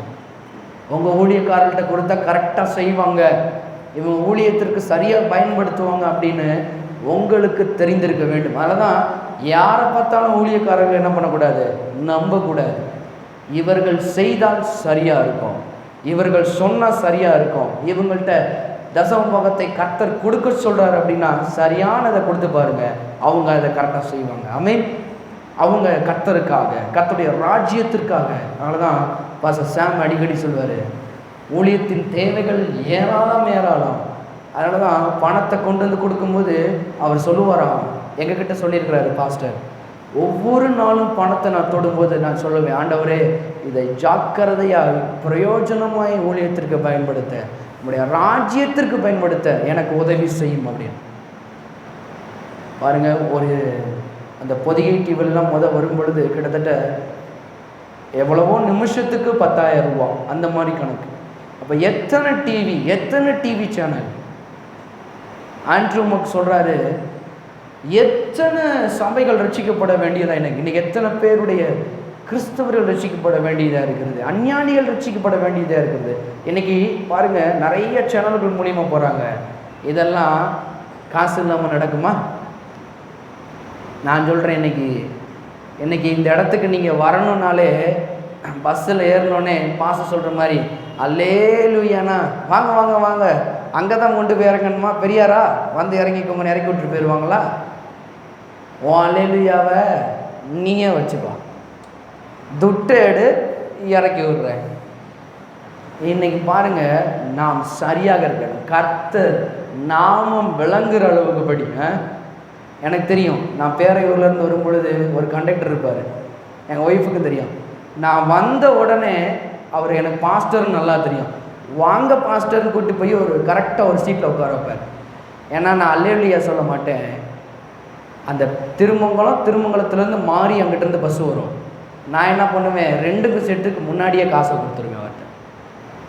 அதனால் பாஸ்டர்னால் ஒரு மரியாதை அவருக்கு வந்து. எங்கள் ஒய்ஃபுக்கு தெரியும், இவங்க யார் சிஸ்டரா அப்படின்வாங்க. ஆமாம் பிரதர். சிஸ்டர் வாங்க முன்னாடி உட்காரு. இதே போய் நான் அல்லேலூயா கர்த்தருக்கு ஸ்தோத்திரம் நீ பேரையூரில் இறங்கிக்கோ என்ன ஊழியக்காரமே வந்து. நான் சொல்கிறேன், ஏன் தேவனுடைய ராஜ்யத்திற்காக நாங்களும் அதை செயல்படுத்தி கொண்டு தான் இருக்கிறோம். ஆமென். இன்னைக்கு எத்தனை இது இருக்குது எல்லாமே பாருங்கள். அதனால தான் சரியானவற்றை நாம் புரிந்திருக்க வேண்டும். அப்போ அந்த காலத்தில் தசம பாகத்தை எருசலேமில் கொண்டு போய் செலுத்த வேண்டும் அவர்கள். அதனால் அதை பணமாக மாற்றி சில பேர் கொடுப்பாங்க. இன்னொரு வசனம் இருக்கு பாருங்க, 2 நாளாகமம், அதில் எழுதியிருக்கு பாருங்க, 2 நாளாகமம். Thank you Lord. 2 நாளாகமம் 31, 2 நாளாகமம் 31, 4 பாருங்களேன். ராஜா கர்த்தருடைய நியாயப்பிரமாணத்தில் எழுதியிருக்கிறபடியே அந்தி சந்திகளில் செலுத்த வேண்டிய சர்வாங்க தகன பலிகளும் ஓய்வு நாட்களிலும் மாத பிறப்புகளிலும் பண்டிகைகளிலும் செலுத்த வேண்டிய சர்வாங்க தகன பலிகளுக்கும் தன் ஆஸ்தியிலிருந்து எடுத்து தன் பங்கை கொடுத்தான். பாருங்க, இங்க ராஜாவும் செய்கிறான். பாருங்க, இங்க ராஜாவை ஏற்படுத்தினதே யாரு? கர்த்தர். அங்க அவனும் பாருங்க அதை செய்கிறான். எல்லாவற்றிலும் வரும் பொழுது அப்ப பாருங்க, ஒவ்வொருத்தரும் செய்ய வேண்டியது அவசியமா இருக்கிறது. இங்க பாருங்க, இப்ப நெகேமியா இருக்காங்களேன், நெகேமியா 10, நெகேமியா 10 35வது வசனம் பாருங்க. நாங்கள் வருஷந்தோறும் எங்கள் தேவனுடைய ஆலயத்திற்கு எங்கள் தேசத்தின் முதற் பலனையும் சகலவித விருட்சங்களையும் எல்லா முதற்கனிகளையும் கொண்டு வரவும் நியாயப்பிரமாணத்தில் எழுதியிருக்கிறபடியே எங்கள் குமாரரில் முதற் பேறுகளையும் எங்கள் ஆடு மாடுகளாகிய மிருக ஜீவன்களின் தலையீற்றுகளையும் எங்கள் தேவனாகிய ஆலயத்துக்கும் எங்கள் தேவனுடைய ஆலயத்திலே ஊழியம் செய்கிற ஆசாரியத்திற்கும் கொண்டு வரவும் நாங்கள் எங்கள் பிசைந்த மாவில் முதற் பாகத்தையும் எங்கள் படைப்புகளையும் சகல மரங்களின் முந்தின பலனாகிய திராட்சை பலரசத்தையும் எண்ணெயையும் எங்கள் தேவனுடைய ஆலயத்தின் அறைகளில் வைக்கும்படி ஆசாரியரிடத்திற்கும் எங்கள் நிலப்பயிர்களில் தசமமாகவும் லேவியரிடத்திற்கும் கொண்டு வரவும் லேவியராகிய இவர்கள் எங்கள் வெள்ளாமையின் பட்டணங்களை எல்லாம் தசமபாகம் சேர்க்கவும். 38 பாருங்க. லேவியர் தசமபாகம் சேர்க்கும் போது ஆரோனின் குமாரனாகிய ஒரு ஆசாரியன் லேவியரோட கூட இருக்கவும் தசமபாகமாகிய அதிலே லேவியர் 10ல் 1 பங்கை எங்கள் தேவனுடைய ஆலயத்தில் உள்ள பொக்கிஷ அறையில் கொண்டு வரவும் திட்டம் பண்ணி கொண்டோம். இங்கே கர்த்தர் சொல்கிற மாதிரி எல்லா ப்ராசஸும் நடக்குது இங்கே. அப்போ அந்த 10ல் 1 பங்கு என்ன ஆகுதுன்னா, இங்கே ஆலயத்திற்காக அடுத்த அந்த இன்னும் கொஞ்சம் வாசலாக பார்த்தீங்கன்னா பனிமுட்டுகளை சீரமைக்கணும், அடுத்த சில காரியங்களும் இருக்கிற ஆயத்தமாக இருக்குது. தேவன் முந்தினே என்ன பண்ணுகிறாரு, இதை செப்பரேட் பண்ண சொல்கிறாரு, எடுத்து வைக்கிறார்கள். அப்போ ஆசாரியர்கள் லேவியர் தசம பாகத்தை வாங்கி கொள்கிறாங்க, அதை ஆலயத்தின் பொக்கிஷ சாலைக்குள் கொண்டு வருகிறார்கள். அதில் ஒரு பொக்கிஷ சாலை இருக்குது. அவர்கள் சேர்த்து வைக்கிறவர்களாக இருக்க வேண்டும். யாரு? ஆசாரியர்கள். இன்னைக்கு இருக்கிற ஊழியக்காரவங்க சும்மா தனக்கென்று இருக்கக்கூடாது, அது கர்த்தருக்காக சேர்த்து வைக்க வேண்டும், அவருடைய ராஜ்யத்திற்காக அதை பயன்படுத்த வேண்டும். பாருங்க, அப்ப நம் தேவனுடைய ஆலயம் என்றால் அப்ப பொக்கிஷ சாலை எது? தேவனுடைய ஆலயம் இன்னைக்கு யாரு? நம்ம தான் தேவனுடைய ஆலயம். நம்ம தான் இன்னைக்கு என்ன பண்றோம்? கொடுக்குறோம். அப்ப பொக்கிஷ சாலை எது? அப்ப சபையின் உடைய தேவைக்கு அது தேவைப்படுவதாக இருக்கிற ஒன்று. மல்கியா பாருங்க, வேணாம் மல்கியா இன்னும் கொஞ்சம் வசனம் கொஞ்சம் கிளியரா இருக்கும். மல்கியா 3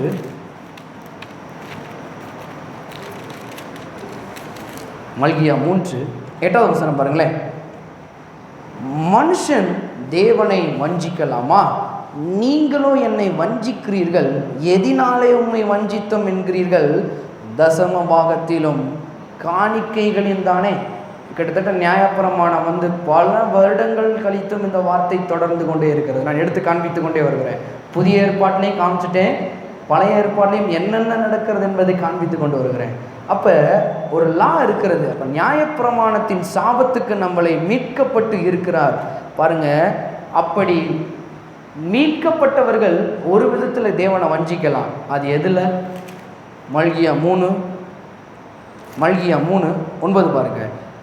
நீங்கள் சபிக்கப்பட்டவர்கள், ஜனத்தாராகிய நீங்கள் எல்லாரும் என்னை வஞ்சித்தீர்கள். அப்ப தசம பாகத்தை 10ல் ஒரு பங்கு கர்த்தருக்குரியது என்றால் அது நமக்குரியது அல்ல. அப்ப கர்த்தருக்குரியதை கர்த்தருக்கும், நமக்குரியதை நாம் என்ன பண்ண வேண்டும்? பயன்படுத்த வேண்டும். அப்ப அதை எடுத்தோம்னா, நான் சொன்ன மாதிரி இன்னைக்கு இந்த தேவை இருக்குது, அன்னைக்கு அந்த தேவை இருக்குது பாருங்க. நீங்க வேணா அதை ப்ராசஸ் பண்ணி பாருங்கள். ஏன்னா நான் ட்ரையல் பண்ணி பார்த்துருக்கு தான் இங்கே பேசுகிறேன். நான் ஒன்றும் சும்மா நின்று இங்கே பேசுகிறதே கிடையாது. ஒரு தடவை தசம பாகத்தை கொடுக்கணும். ரொம்ப ஒரு இக்கட்டான சூழ்நிலை. நான் சென்னையில் வேலை பார்க்கும்போது என்னுடைய சம்பளம் 7,000 ரூபா தான். 7,000 ரூபாயில்னா 10ல் ஒரு பங்கு என்ன? 700 நான் கொடுக்கணும் கர்த்தருக்கு. அன்னைக்கு பிரசங்கமே இதுதான் பாருங்கள். கர்த்தருக்காக கொடுக்கும் பொழுது கர்த்தர் உனக்காக எல்லாவற்றையும் செய்வார்னு பிரசங்கம். எனக்கு உள்ளத்தில் சந்தோஷம். ஒரு பக்கம் பாருங்கள், ஏற்கனவே அந்த 7,000 ரூபாயில் நாங்கள் அக்காமடேஷன் நான் தான் கொடுக்கணும், எல்லாம் பண்ணணும். 4,000 ரூபா போயிடும். மீதி உள்ள பணத்தில் காலையில் மத்தியானம் நைட்டு நான் தான் சாப்பிடணும். சமைக்கிறதுக்கு எதுவும் கிடையாது. எப்பயும் அந்த ஒரு வாரத்தில் கடைசி ஒரு வாரம் சாப்பிடாத நிலைமையில தான் இருப்பேன் நான். ரொம்ப கொஞ்சம் கஷ்டமாக இருக்கும். தயிர் சாதத்தை தான் கடைசியாக வாங்கி சாப்பிடுவேன். அதுக்கும் பணம் போயிடும். எனக்கு என்ன யோசனைன்னா, இப்போ இந்த 700 ரூபாயும் கொடுத்துட்டேன்னா தயிர் சோறு கூட கிடைக்காது. நான் நினச்சேன் அன்றைக்கி தயிர் சோறு கூட கிடைக்காதுன்னா அது என்ன இது? கர்த்தரை வெறுக்க ஆரம்பிச்ச நாட்கள் அந்த நாட்கள். ஆனால் பாருங்கள், உறுதியாக கர்த்தருடைய வார்த்தையை பிரசங்கம் பண்ணிக்கிட்டே இருந்தார். இன்னைக்கு விதைன்றது இன்னைக்கு விதை மாதிரி. நீ விதைக்க ஆரம்பிக்கும் போது ஒரு நாள் உனக்கு பலனை கொடுக்குன்னு சொன்னார். என் ஆழத்தில் ஆவியானவர் உள்ளத்தின் ஆழத்தில் அதை அப்படியே உள்ளத்தில் அதை விதைச்சிட்டாரு பாருங்க. நான் தைரியமாக கொடுக்க ஆரம்பித்தேன் இந்த 700 ரூபா. ஆனாலும் இருந்துச்சு கொஞ்ச நாட்கள், அதே தயிர் சாதம் இல்லாமல் இருந்துச்சு சில நாட்கள். ஆனால் கொஞ்ச நாட்கள் தான், ஒரு 3 மாதங்கள் எனக்கு தெரியும். அங்கேருந்து திரும்ப இதுக்கே வந்தேன். அங்கே எவ்வளவு சம்பளம் வாங்கணும்? நான் விசுவாசத்தோடு போடுவேன், சும்மா போடக்கூடாது. கர்த்தர் சொல்கிறாரு, நீ கொண்டு உன் காணிக்கையும் தசமபாகம் செலுத்தும் போது எப்படி செலுத்தணும்? உன்னை மீட்டு வந்த இடம் எதுவோ அதை நினைவு கூர்ந்து கர்த்தருக்கு நன்றி செலுத்தி அதை என்ன பண்ணணும்? கர்த்தர் கையில் அந்த காணிக்கையில் கொடுக்கணும் பாருங்க. நான் விசுவாசத்தோடு தசமபாகத்தை என்ன பண்ணேன்? 700 ரூபா. நான் என்ன பண்ணேன்? ஒரு வாரம் சாப்பிடாமனா ரெண்டு நாட்கள் இன்னும் கொஞ்சம் எக்ஸ்ட்ரா ஆகிக்கிடுவோம். இன்னும் கொஞ்சம் எக்ஸ்ட்ரா கொடுத்து நான் போட ஆரம்பித்தேன்.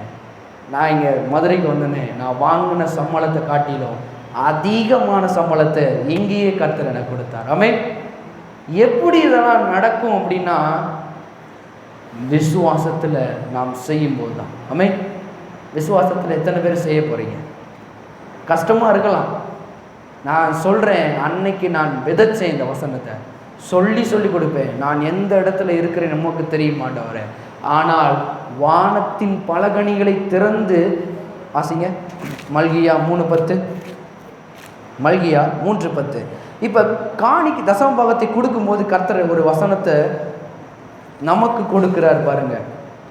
என் ஆலய மல்கியா 3:10, என் ஆலயத்தில் ஆகாரம் உண்டாயிருக்கும்படி தசம பாகங்களை எல்லாம் பண்டக சாலைகளை கொண்டு வாருங்கள். அப்பொழுது நான் வானத்தின் பலகணிகளை திறந்து இடங்கொள்ளாமற் போகும் மட்டும் உங்கள் மேல் ஆசீர்வாதத்தை வருஷிக்க மாட்டேன் என்று அதனால் என்னை சோதித்து பாருங்கள் என்று சேனைகளின் கர்த்தர் சொல்றாரு. இங்க நான் சொல்லல, கர்த்தர் சொல்லி இருக்கிறார். அப்போ விதைக்கும் போது நான் உற்சாகமாய் உள்ளத்திலிருந்து நான் விசுவாசிக்கிற தேவன் உண்மையுள்ள தேவன் என்பதை நான் நம்புகிறேன் என்று சொல்லி நான் இந்த வசனத்தை சொல்லி வானத்தின் பலகணிகளை திறந்து என்னை ஆசீர்வதிக்கிற ஆண்டவரே, இந்த கண்கள் காணும், ஏளனமாய் பேசின கண்கள் காதுகள் கேட்கும், நான் மேலே எழும்புகிறத நான் விசுவாசிக்கிறேன். இன்றளவும் நான் அதைத்தான் செய்கிறேன். நான் சொல்கிறேன், இன்றைக்கும் ஊழியத்தை ஆரம்பித்து நல்லா சிறப்பாக போயிட்டு இருக்குது. ஒருத்தர்கிட்ட போய் நீங்கள் எனக்கு கொடுங்கன்னு நான் கேட்டது கிடையாது. இந்த தேவை அந்த தேவை, ஏன்னா நான் படித்து கொண்டது, நான் சொல்கிறேன், மனுஷர்கிட்ட படித்ததை காட்டிலும் தேவன்கிட்ட அதிகமாக படிச்சுக்கிட்டேன். அநேக தேவைகள் இருக்கத்தான் செய்யுது. ஆனாலும் உண்மையாய் கர்த்தருடைய வார்த்தையை நாங்கள் முழுவதுமாய் விசுவாசிக்கிறோம். எத்தனை தேவைகள் வந்தாலும் ஈஸியாக மேற்கொண்டு போயிட்டு தான் இருக்கிறோம். ஆமென். அப்போ கர்த்தரை உறுதியாக பிடிச்சுக்கோங்க, அவருடைய வார்த்தையை உறுதியாக பிடிங்க. அவர் உங்களுக்கு என்ன சொல்லுகிறாரோ அதன்படி செய்யுங்கள். அப்போ சர்ச்சு தான் என்ன பண்ண வேண்டும்? தசம பாகத்தை ரிசீவ் பண்ண வேண்டும். அப்போ அதை கொண்டு எல்லாருக்கும் ஆகாரம் உண்டாகி இருக்கும்படி கர்த்தர் என்ன பண்ணுறாங்க, பின்னாடி அவர்களை ஆசீர்வதிக்கிறார். இப்போ மல்கியா 3:11 பாருங்க. இது மட்டும் வாசித்து முடிச்சிடறோம். அடுத்த வசனத்தை பாருங்க. பூமியின் கனியை பட்சித்து போடுகிறவர்களை உங்கள் நிமித்தம் கண்டிப்பேன். பூமியின் நிமித்தம் பட்சிக்கிறதா? நீங்கள் தசம பாகத்தை ஒழுங்காக கொடுக்குற மக்களா, கர்த்தரை உறுதியாக பிடிச்சிருக்க மக்களா? கர்த்தர் சொல்கிறாரு, பட்சிக்கிற நாட்கள் வர்றதுக்கு முன்னாடி அதை நான் பட்சிப்பேன், உன்னைய பட்சிக்க விட மாட்டேன். அவைகள் உங்கள் நிலத்தின் பலனை அழிப்பதில்லை.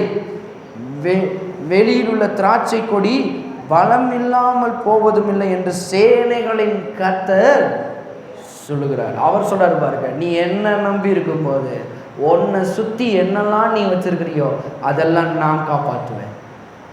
நீ செய்கிற வேலையை நான் ஆசீர்வதிப்பேன். பட்சிக்கிற எந்த மனுஷன் வந்தாலும் அவனை நான் பட்சித்து போடுவேன், நான் உன்னை ஆசீர்வதிப்பேன். ஆமென். பாருங்க என்ன மாதிரி காரியங்களை கர்த்தர் சொல்கிறார். அப்போ நீங்கள் கொடுத்தது நிமித்தம் பாருங்க, உங்களை ஏமாற்றுவர்களையோ அவர்களை தேவன் என்ன பண்ணுவார்? கண்டிப்பார். நீங்கள் கொடுத்துருக்கலாம். சில பேர் பாருங்கள், ஏமாத்துற மாதிரி இன்னைக்கு தெரிஞ்சு கொண்டு இருக்கலாம், டிமிக்கி கொடுத்துக்கிட்டே இருக்கலாம், என் காசை கொடுக்க மாட்டானே பாஸ்டர்.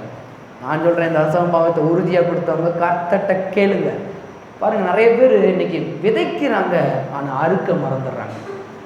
இன்னைக்கு எத்தனை சபைகளில் தசம பாகம் கொடுக்குறாங்க நீங்கள் சொல்லுங்கள்? எல்லா சபைகளையும் கொடுக்குறாங்களா? உண்மைதானா? உண்மைதான். ஆனால் கர்த்தர்ட்ட இருந்து நான் பெற்றுக்கொண்டதுக்கப்புறம் தான் இது எனக்கு புரிய ஆரம்பிச்சிச்சு. ஒரு நாள் பாருங்கள், உங்களை மாதிரி தான் நானும், ஆண்டவரே நான் விதைக்கிறேனே, ஆண்டவரே ஆரம்ப நாட்கள் நான் கேட்டது, விதைக்கிறேனே ஏன் அறுவடை இல்லை? உண்மையாக தானே நான் கொடுக்குறேன், உற்சாகமாக தானே நான் கொடுக்குறேன், ஏன் அறுவடை இல்லை? கர்த்தருடைய வார்த்தை கரெக்டாக எனக்கு வெளிப்பட ஆரம்பித்தது. நீ விதைக்கிறிய தவிர அறுத்தியா அப்படின்னு.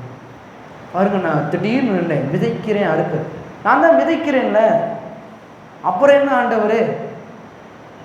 தெளிவாக ஆண்டவர் எனக்கு கற்றுக் கொடுத்தாரு பாருங்க. ஒரு விவசாயி போய் என்ன பண்ணுறான்? விதை யார் கொடுக்கறது? அரசாங்கம் கொடுக்குது. அந்த விதையை எடுத்துகிட்டு போய் என்ன பண்ணுறான்? விதைக்கிறான். அதுக்கு என்ன பண்ணணும்? இடையில தண்ணீர் பாய்ச்சணும். இப்போ நல்ல கதிர்களெல்லாம் செழிப்பாக எல்லாமே ஆயிடுச்சு.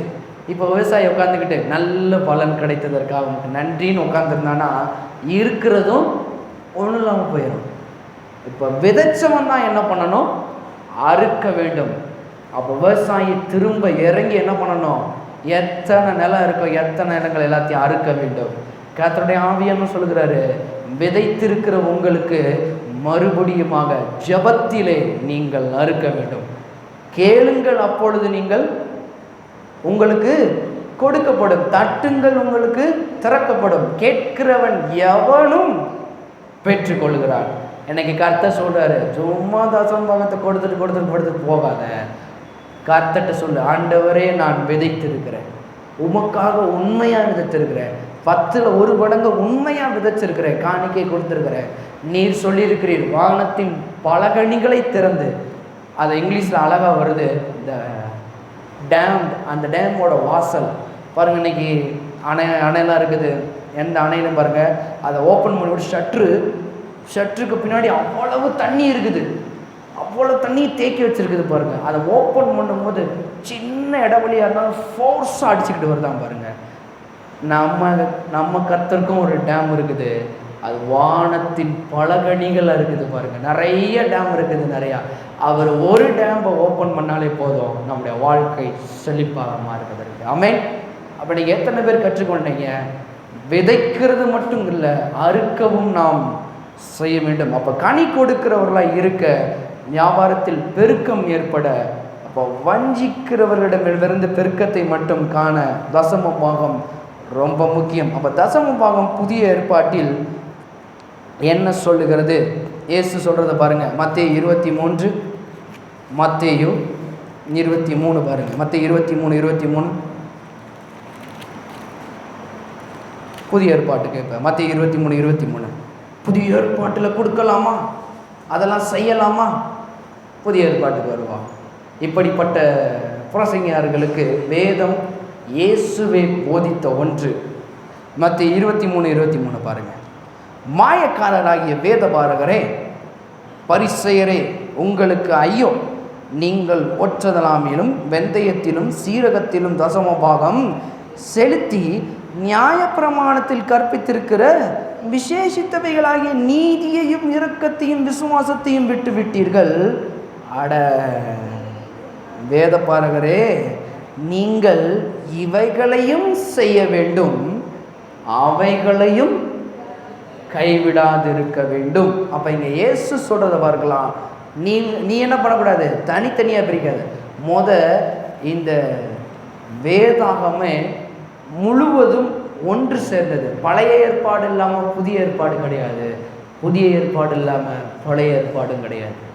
பழைய ஏற்பாடு இயேசுவை கொஞ்சம் கொஞ்சமாக, இந்த ப்ரொக்ரஸிவ் ரெவல்யூஷன் சொல்லுவாங்க, கொஞ்சம் கொஞ்சமாய் தேவனை வெளிப்படுத்துகிற காரியம். முழுவதுமாக இயேசு புதிய ஏற்பாட்டில் வெளிப்பட்ட காரியம் அந்த காரியம். அப்போ சில பேர் பழைய ஏற்பாடெலாம் வேணாம், எனக்கு புதிய ஏற்பாடு, நாங்கள் புதிய ஏற்பாட்டின் ஜனங்களாகும். அதனால தான் ஒவ்வொரு கிரைஸுக்குள்ளேயும் போயிடக்கூடாது. சரியான நிலைமையில் சத்தியத்தில் சரியாக நிற்கணும். அதனால தான் கர்த்தர் சொல்கிறார், என் பிள்ளைகள், பவுல் சொல்கிறார்ல தீமோத்தி பார்த்து, என் பிள்ளைகள் சத்தியத்தில் நடக்கிறார்கள் என்பதை காட்டிலும் வேறு ஒன்று சந்தோஷம் எனக்கு கிடையாதுப்பா. நான் சொல்கிறேன், இந்த வேர்ட் ஆஃப் ப்ரை விசுவாச வார்த்தை ஊழியத்தில் இங்கே வரக்கூடிய ஒவ்வொருவரையும் சொல்கிறேன், நீங்கள் சத்தியத்திலே நடக்கிறவர்களாக இருக்கும்படி தேவன் எதிர்பார்க்கிறார். ஆமென். ஆனால் பாருங்க, கொஞ்சம் கொஞ்சமாக நம்ம கற்றுக்கிட்டு அது ரொம்ப முக்கியம், இது எல்லாம் வேத வசனங்களும் ரொம்ப முக்கியம்தான். வார்த்தைக்கு கீழ்ப்படிவதே போதுமான ஒன்று. அப்போ ஆலயத்திற்கு வராவிட்டால் தசமமாக மட்டும் கொண்டு வந்தால் போதும். சில பேர் பாருங்கள், அடுத்த 4 வாரம் ஆப்சண்ட்டு, முதல் வாரம் மட்டும் ப்ரெசண்ட் ஆவாங்க. சில பேருடைய கூட்டமெல்லாம் ஜேன்னு இருக்கணும் முதல் நாளில், மற்ற நாளெல்லாம் ஆப்சண்ட் ஆயிடுவாங்க. கர்த்தர் சொல்கிறாரு, வெறும் ஆசீர்வதிக்கப்படுறதுக்காக மட்டும் இங்கே வந்துடாத. நான் சொல்லலப்பா, என்னைய சொல்லாதீங்க, நீங்கள் திருப்புங்க. லூக்கா 18 ஒரு வசனத்தை சொல்லி முடிக்கிறேன். லூக்கா 18:9. லூக்கா 18:9 பாருங்க. அன்றியும் தங்களை நீதிமான்கள் என்று நம்பி மற்றவர்களை அற்பமாய் எண்ணின சிலரை குறித்து அவர் ஒரு ஊமையை சொன்னார். இந்த ஊமையெல்லாம் நீங்கள் வாசி பார்க்க தெரியும். ஆயக்காரன் ஒருத்தர் இருக்கிறான் பாருங்க, நான் எல்லாவற்றிலும் தசமமாக கொடுக்குறேன், எல்லாவற்றிலும் செய்கிறேன். கர்த்தர் சொல்கிறாரு, நீ கிடையாது, அவனே நீதிமான். அவன் உண்மையாக தன்னிடத்தில் இருக்கிறது எல்லாவற்றையும் செய்கிறான், எல்லாவற்றையும் பண்ணுறான். அப்போ இவங்க என்ன நினைக்கிறாங்க, தசம பாகத்தை கொடுத்தா மட்டும் போதும், நான் கர்த்தரனை ஆசீர்வதிப்பேன். எல்லாம் கிடையாதுங்க. உண்மையாக ஒவ்வொரு நாளும் கர்த்தருடைய வார்த்தையை எதிர்நோக்கி என்ன சொல்கிறாரு, எனக்கு என்ன செய்ய வேண்டுமோ அதை நான் செய்ய வேண்டும் என்று உறுதியாய் நம்பி வாரம் வாரம் வாரம் சபைக்கு வந்து கர்த்தருடைய வார்த்தை பாருங்கள், தண்ணியை போல தேவையில்லாத அழுக்குகள் நம்மக்கிட்ட இருந்தால் அந்த மனதில் உள்ளத்தில் கழுவுகிறது கர்த்தருடைய வார்த்தை. அவ்வளோதான் இன்னைக்கு வார்த்தைக்கு அவ்வளோதான் கர்த்தர் சொல்லியிருக்காரு. ஈஸியாக புரிஞ்சுக்கோங்க. எந்த பாஸ்டர் பேசினாலும் வார்த்தையை குறித்து மேன்மை பாராட்டுகிறவர்கள் கர்த்தர் மேன்மை பாராட்டுவார். ஆமென். அவ்வளோதான் கர்த்தர் சொல்றாரு, என் வார்த்தைக்கு முக்கியத்துவம் கொடுக்கிறவனை நான் என்ன பண்ணுவேன்? முக்கியத்துவம் கொடுப்பேன். ஏன்னா வார்த்தை முக்கியத்துவம், இயேசுவே முக்கியத்துவம் கொடுத்தார். அப்போ தேவன் 90% எடுத்துக்கொள் என்று இந்த தசம பாகத்தை சொல்றாரு. 10% மட்டுமே தேவன் கேட்கிறார். 10,000 இருக்குன்னா 1000 ரூபா கர்த்தருக்குரியதுன்னா 1000 ரூபா நான் கொடுக்கணுமா? கர்த்தர் திரும்ப கேட்டால் இப்படி இருக்கும், ஏடா 9,000 ரூபா நீ எடுக்கிற, 1000 ரூபான்னு வாயை பழக்கிற. கொஞ்சம் கவனிங்க. கர்த்தர் சொல்றாரு, சும்மா கொடுக்க வேண்டிய அவசியம் இல்லை. நான் வானத்தின் பலகணிகளை திறந்து பல மடங்கு ஆசீர்வதிப்பேன். நான் வாக்குத்தத்தம் கொடுக்குறேன், நான் உன்னை ஆசீர்வதிக்கிறேன். உண்மையாக இப்போ உள்ளத்திலிருந்து ஆண்டவரே நான் உன்னுடைய கரத்தில் கொடுக்குறேன். எடுத்து காமிச்சேன்ல, இன்னைக்கு வசனங்கள் எல்லாம் வாசித்தோம். இப்போ நீங்கள் உண்மையாய் விசுவாசிப்பீர்கள் என்றால் அப்போ தேவன் கேட்குறபடி 10ல் 1 கர்த்தர் கொடுக்கும்போது இது அவருடைய பணம். இப்போ தசம பாகத்தை கொடுக்காதவர்கள் அவர்கள்தான் திருடர்கள் என்று வேதம் போதிக்கிறது. அப்போ உண்மையாய் கர்த்தருக்கு கொடுக்கும்போது அப்போ தேவனுடைய பங்கை தேவனிடத்தில் கொடுத்தீர்கள் என்றால் தேவன் பல மடங்கு அவருடைய ஆசீர்வாதத்தை நமக்கு உற்சாகமாய் அளிக்க வல்லவர். அப்போ எத்தனை பேர் தசம பாகத்தை கர்த்தர்கிட்ட கொடுக்கணும்னு சொல்கிறீங்க? உண்மையாய் கொடுக்க போகிறேன்னு என்று எத்தனை பேர் தீர்மானிக்கிறீங்க? சும்மா கிடையாது. என்னத்தையும் இந்த மொதல் நாள் மட்டும் டவக்குன்னு வந்து அட்டண்டன்ஸை போட்டுட்டு அப்படி போகிறது கிடையாது. உண்மையாய் நீர் சொன்னது உண்மை என்றால் அதான் பாருங்க, வேதத்தில் போட்டிருக்குது, சோதிக்கப்படுகிற எவனும் நான் தேவனால் சோதிக்கப்படுகிறேன் என்று சொல்லாது இருப்பானாக. அப்போ சோதனை கொடுக்கிறவர் கர்த்தர் சொல்லாத, என்னை சோதிக்கவும் செய்யாது. கர்த்தர் சொல்றார் ஒரே இடத்துல, இதனால் என்னை சோதித்து பாருங்கள். எந்த விஷயத்துல? பண விஷயத்துல. இந்த உலகம் பாருங்க, பணத்தினால தான் இன்னைக்கு நம்ம வாசிக்கிறோம்.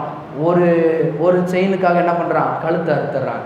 அவங்கள கொலை பண்ணிடுறாங்க. நிறைய நடக்குது. எதற்காக? எல்லாம் பேஸ் பணத்திற்காக.